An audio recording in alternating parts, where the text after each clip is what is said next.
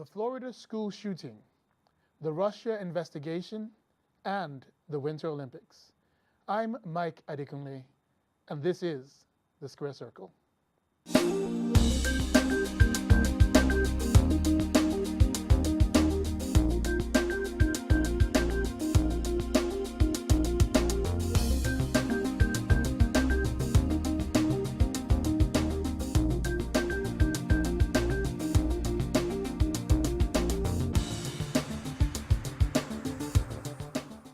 If you have a passion for helping people, want to launch a new charity, or need to raise funds, Voluntary Solutions can help. You have a passion for helping people. We have a passion for helping you. Visit voluntarysolutionsdc.com, 844-739-5488.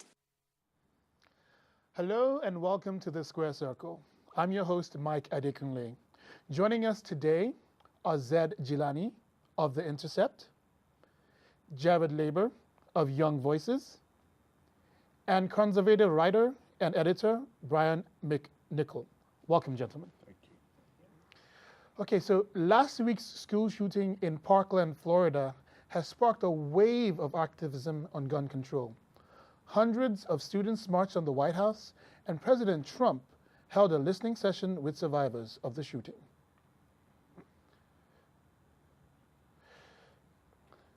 Okay, so the cynic in me wants to say we've seen this story before. It happens over and over again. Prayers for the family, and there's a debate, and then it's business as usual. My question today, I'm going to address it to you, Jared. Is there going to be a different outcome this time around, considering that the teenagers themselves, the victims, are actually the ones who are taking center stage and speaking out? Or is it going to be the same as always? So I'm a little skeptical that anything will be different this time around, and for a couple of reasons. The first reason is Donald Trump. He tweeted today about all the various sort of gun regulations that he would be in favor of. He talked about background checks and things like that. But Donald Trump has not been very good so far at turning his legislative priorities into actual legislation.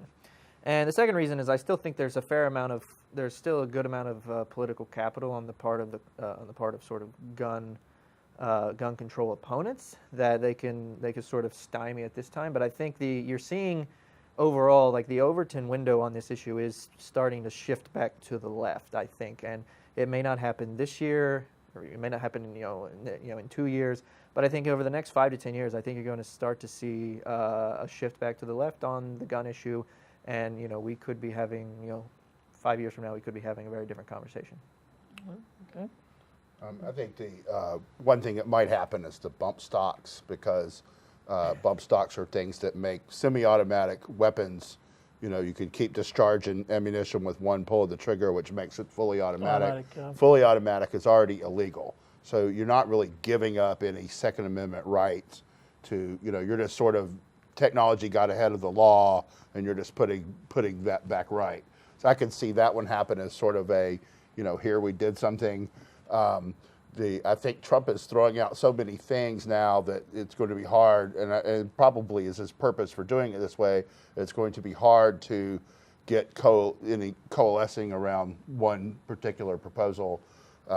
Activism is hard, and these students, this bill, whatever they want, whatever they're pushing for, it's not going to be passed in a month or 2 weeks or 2 months. It's going to take a lot of time and a long bunch of debate and so forth. And I think that the arc of these things is familiar for a reason. And I could see, my attitude has always been, if you didn't win this argument at Newtown, you're probably not ever going to really win it.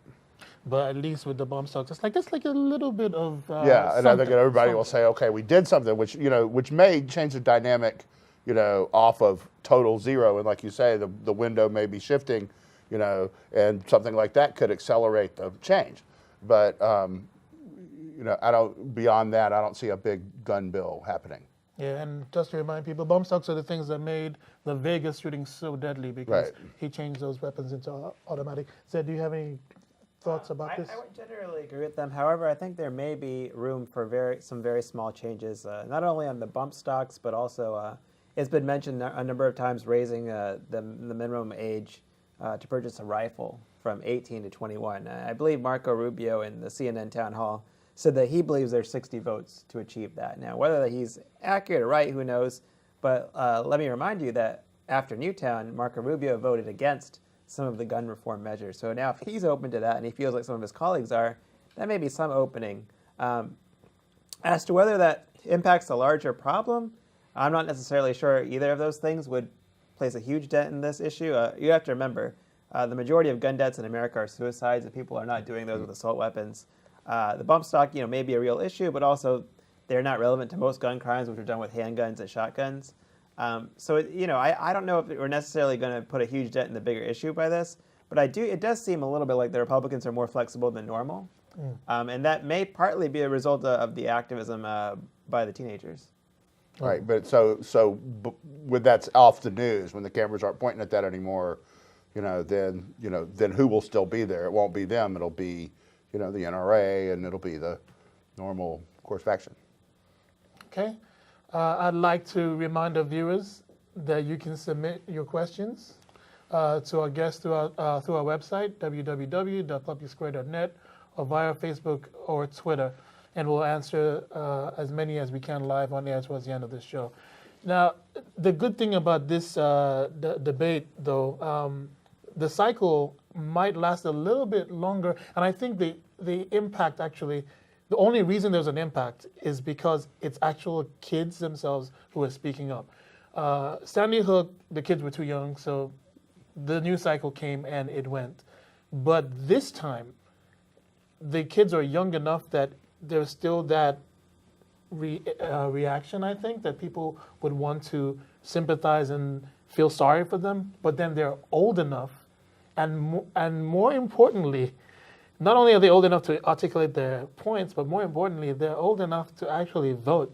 So this is not. Most of them are in high school, and they're not. A lot of people are 17.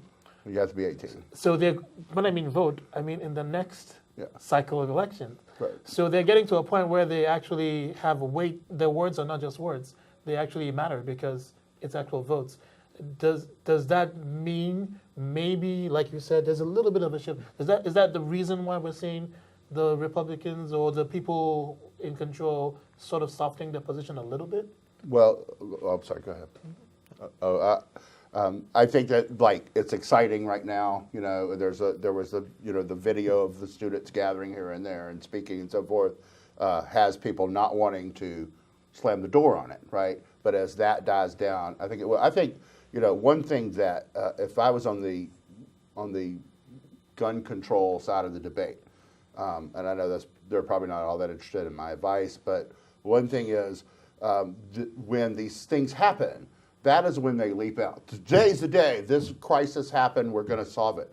I don't know if it might not be more effective to say 3 months from now, okay, the last 7 of these common factors were involved. And, might we just address that, right? Small down the ask and, so forth. Because the arguments for it may be strongest at this point, but the arguments against it are too, right?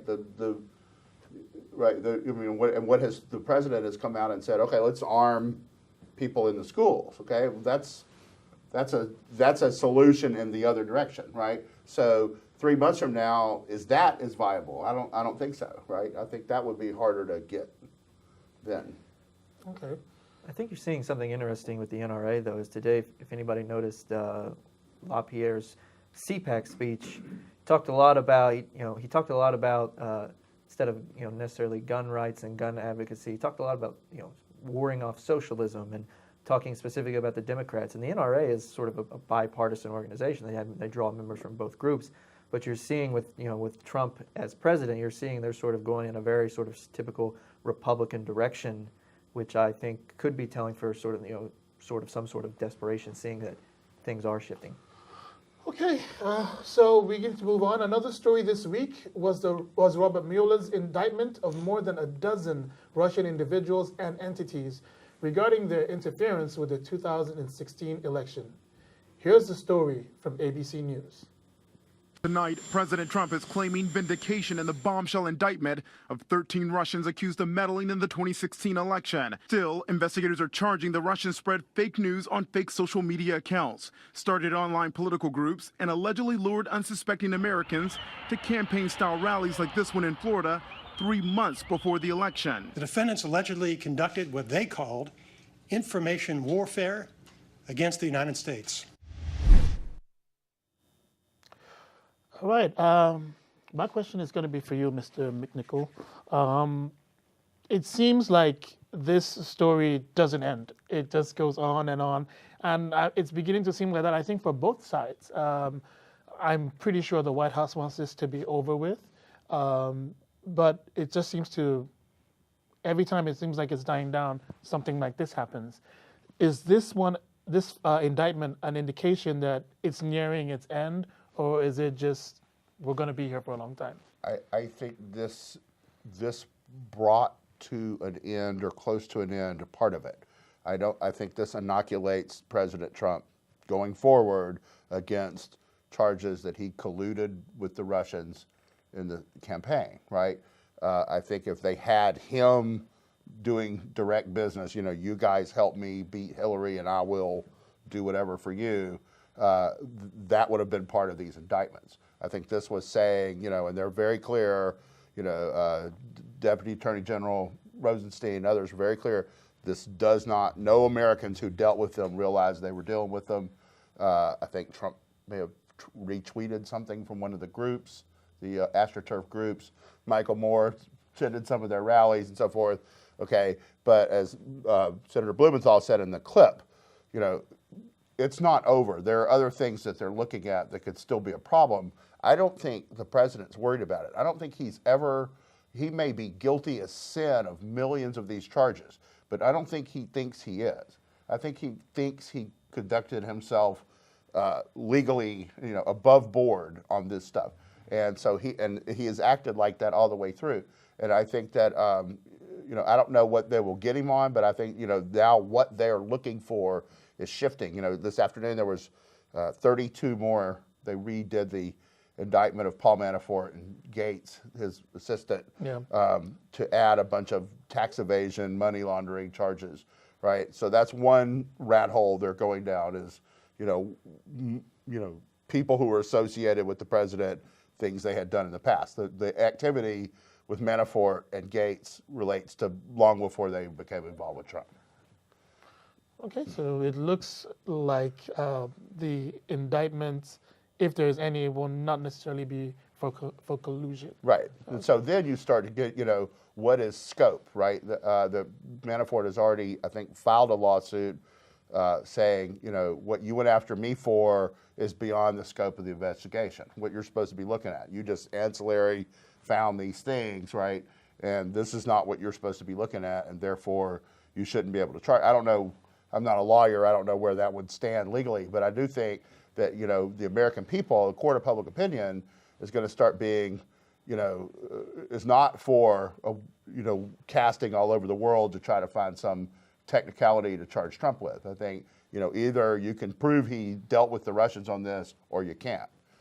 Okay. And Zed, do you think that the case for collusion is pretty much over? Trump is going to be in the clear for that particular? Well, I don't think we can say decisively until the investigation is completely over. But I do think the fact that they're charging people for things that are not necessarily related to activities with Russia is a sign that perhaps they were under a lot of pressure to investigate these folks, to bring some sort of charges. And that might actually be why President Trump is so defensive about the investigation. It may have nothing to do with Russia. He just doesn't like people looking into his finances, into his dealings. He has a lot of dealings across the world. That may be why he's so defensive about it. It may have nothing to do with Russia. But, I think we can't conclusively say until the investigation is closed. I do think the fact that they charged these 13 individuals for fairly minor things relative to what it could have been, in terms of collusion, is a sign that maybe they hadn't necessarily found the material to do something like that. Okay. And I'm thinking, Jared, do you think that if Trump being so defensive for whatever reason, might lead to maybe not collusion, but obstruction of justice? I'm really wary to make predictions about this particular event. I remember I was on this show back in the summertime when this conversation was just starting to heat up, and at the time I predicted that nothing would come of it. That this was just it was part of like a large sort of this weird Russia-phobia that had sort of resurfaced, almost like this Cold War era thing that had resurfaced. And I was clearly wrong that it was going to be nothing. I mean, it's clearly something, but we don't know. Like Zed said, it's hard to say without the investigation being over. So I'm really wary to make sort of bold predictions about what's ultimately going to happen. Okay. And finally, we're going to move on. And finally, with the Winter Olympics in full swing, the world's focus is again on North Korea, which has launched a charm offensive that includes cheerleaders and seemingly warm relations with South Korea. Okay, so Jelani, I'm going to pitch my question to you. This, again, seems like something we may have seen before concerning the Olympics and Korea's coming together, but ultimately nothing came of it, you know. My question is, this time, is this another flash in the pan, and in a couple of months from now, it's back to business as usual and missiles being tested and Trump and Kim going at each other, or is there going to be something lasting that comes out of North Korea becoming warmer? Well, I think it's hard to say in that I think overall the Koreas want to maintain a relationship between each other. You have to remember, particularly in the South, there's a lot of folks who still have relatives who live in the North, people who remember folks and people who've descended from folks who were there when there was a separation. In general, North Korea tends to be supportive of cultural exchanges like this. Things with the Olympics are not surprising. I think the bigger question is, how is the world, not just South Korea, but how's the world going to approach North Korea? Because it seems like right now they have one tool at their disposal, which is sanctions. They use sanctions. North Korea does something else aggressive. They drop more sanctions. North Korea keeps doing something aggressive. Diplomacy requires both carrots and sticks.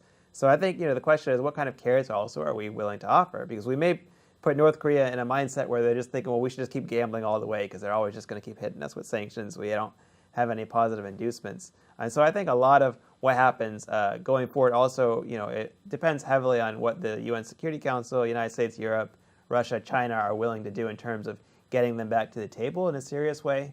Because I think right now the current approach is it's probably just going to continue to be North Korea firing a missile a little bit longer, and then we hit them with sanctions, and then back and forth. So do not stay the course, rather offer a carrot instead of more sanctions. Yeah, I think at least a diversity of tactics would work here, because I think really, at least since the early 2000s, we haven't seen a diversity. We haven't seen a real strong sort of set of talks or relationship there. We've just kind of seen, they do whatever they want, and then we punish them, and back and forth. So that is actually quite true. It's the narrative is the same. They test another missile, more sanctions. Well, Test another have we missile, added more sanctions since President Trump took office? Congress did. They did send one sanctions package to Congress, and Congress approved them. Right. I don't know if they've enforced the sanctions yet, but they did pass them. I think there has been some change in tactics. I think that he doesn't do things like any previous president, but I think engaging him and the thing, I wish he could be my friend. I remember that tweet, it was like, one day maybe we'll be friends. I don't understand why he treats me like this. And it was so oddball, and then, but after that tweet, I think the North Koreans didn't really know to make of that. The next thing you know, there's a cultural exchange. There's a meeting at the what is it, Kim Chong, the resort that's right on the border. Yeah. That they have there basically so the North Koreans can make some money, and there's the co-Olympic team and the cheerleaders and all that happened. And both the president and his top official said on TV that the ball moved a great deal because of President Trump. that he's just, it was like like you say, it was a set piece. This will happen and then this will happen, and something came in that like bumped it off of that track, right? And then so we're at first people were like, well, they're going to bomb Hawaii, and then there was the false alarm in Hawaii and so forth. But now it's like it seems to be trending in the right direction. So are you suggesting that the tweet that Trump gave was the reason that this co-Olympic team and cheerleading and is because of that tweet that started? I don't know, that particular tweet, but his posture is not, we're not going to keep playing the same game.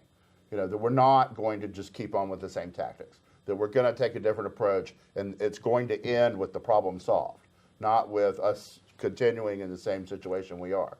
And I think that signal was heard, both north and south of the DMZ. And I think that's part of why the movement that has occurred has not the only factor, of course, but I think it's a big one.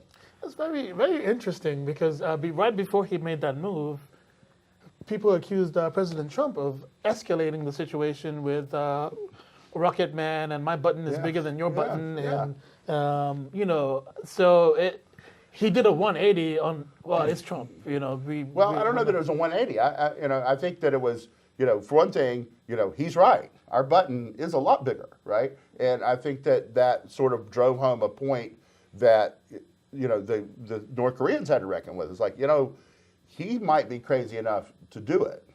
The others have talked a tough game, but this guy, he doesn't operate like the rest of them. He might just do it. And I think that's part of why they're like, we might want to look for other solutions. Okay. I think we got to move on forward. Or did you have something? I would just say that this is the one area where I fear overreach by President Trump the most, because I think privately what they're saying is it's pretty frightening in terms of the sort of aggressive nature of things that they're proposing. So this is one area where I do fear overreach. Okay. Let's take some questions from our viewers. I have a question here from Jeffrey Freeman. He owes me money. No, I'm just kidding. If Trump campaign officials didn't knowingly collude with the Russian agents, then why are they being so secretive about their interactions with the Russians? I think we kind of touched on that a little bit, but Yeah, I would have to know, what do you mean by secretive and so forth? I don't know. Well, so in general, you should just be skeptical, or you should just be cautious when talking to federal officials about Right. a matter you're being investigated for. Right. So secrecy is sort of prudent in that matter. Yeah. And this is one where the cops' conduct is in question too, right? It's not, the politician, has to be careful, under all conditions, right? But, this is one where, there's considerable evidence out there that, the FBI, Department of Justice, CIA is not operated on the up and up. and you had already even mentioned earlier that just being in your personal business is not comfortable, right? Yeah, and also there have been a few cases where people have gone after them in a pretty unfair manner. Like at one point, Jeff Sessions met with the Russian ambassador, which is a very common thing for a U.S. senator to do, and he had forgotten it, and he just, it's apparently just slipped his mind, and he was raked over the coals for a week in the news media. So I think in that environment, sometimes people get hyper paranoid. They think it's better just not say certain things. So that, I think, that plus the fact that Trump probably just doesn't like people investigating his personal business because he has a lot of things going on beyond Russia. They could find parts of the world. They could find all kinds of petty scandals and things, and so that could also be another reason why they're just defensive. Okay. I hope that answers your question, Jeffrey. I have another question from Crystal Simmons. She owe you money too? No, I don't know. Okay, I don't think Crystal. so. I think me and Crystal are even. All right. Is a semi-automatic AR-15 more dangerous than other semi-automatic weapons? Well, I do not know. my impression is that it's not all that powerful a gun. The thing about the AR-15 is it looks cool. It looks like the weapons they use in the video games and so forth. So I think that's kind of the what people are saying is like if you're someone who's been desensitized to violence, by video games or whatever, that's the kind of gun that would be most attractive to you. But if you eliminated AR-15s, if you could make them all vaporized tonight, then there would be some other favorite gun that emerged, right? I mean, that's not the type of gun is not going to stop a Nicholas Cruz, right? So this is not a weapon you would classify as a weapon of war. It's just Any more dangerous than any other gun, semi-automatic weapon, no. Which almost all the weapons made in the United States now are semi-automatic. Okay. Does anybody have any knowledge of guns? The other thing is, like what he was talking about earlier is also true. 2/3 of the shootings are suicides in the country. Most of the rest are done with handguns. So you're really talking about a tiny slice of this pie. It's just the slice that ends up on TV. I guess it has significance because people have used them in a number of prominent mass shootings, but it still is a very small portion of any type of shooting is done with this weapon or even with a similar weapon. And it's not actually a weapon of war because the actual weapons of war, they'll shoot hundreds of rounds a minute, which you can't really do with an AR-15. Unless you get a bump stock, I Right. presume. But is it a hunting gun? Is it? I mean, what's its? It is easy to use, easy to aim, easy to clean, easy to fix. It was designed for the military. It's not like he said, it's not a military gun. They obviously, lower its capability some for what they sell to the people. But so it's that, and it's a lot of guys like to go out on the range and pop that out of their case and so forth. Okay. All right, Crystal. Hope that answers your question. It's now time for our most underreported story of the week. Who would like to start? I guess I'll go. Jared, go ahead. So yeah, there was a great report that was just released by two reporters whose names are escaping me at the moment, but from the Center for Investigative Reporting, talked about the sort of ongoing legacy of housing discrimination in America across America's major cities. We're here in the Washington D.C. area. They did a study that found that, minority communities white families are twice as likely to receive mortgage loans still today than families of minority ethnicities. And I think that it speaks a lot about sort of the enduring legacy of redlining and the federal government's sort of, ghettoizing of minority communities in America's major cities. Well, that's interesting. Who wants to go next? I'll go. The FBI, Justice Department, is supposedly close to a bunch of indictments on corruption in college basketball, not throwing games, but things that have to do with recruiting and so forth. Will have a devastating effect on the top 20, some of the most prominent players and coaches and programs in basketball history are implicated in it and should be out any day now. It's already a little bit of it has come out. University of Louisville has had to vacate a bunch of wins in its national title and so forth because of its involvement in it, lost their coach and so forth. Okay. And Zed? Well, actually, I reported a story this week that I think we published today. Michigan has a really interesting governor's race. You're seeing a lot of the divisions in the Democratic Party, and that you have sort of an more old-fashioned kind of someone who comes from the Democratic state Senate there, running against someone who was a top public health official. He's a Muslim American. So I covered that race, just kind of seeing old guard versus new guard. And I found out that she. The old guard candidate, Gretchen Whitmer, was basically hosting a fundraiser with a bunch of Blue Cross executives because she is kind of for status quo on healthcare while the other candidate is trying to move towards a single-payer program. So you're kind of seeing, these clashes within the Democratic Party all over the country. And I think, whether you live in Michigan or not, it's relevant to politics because I think all over the country, this party is going to be dealing with that question of should we move forward towards a European-style system or... Sorry, we've run out of time. It was an interesting story, but we really have run out of time. That's all the time we have for this week. I even had a story too. Thanks for watching The Square Circle. We'll see you next week.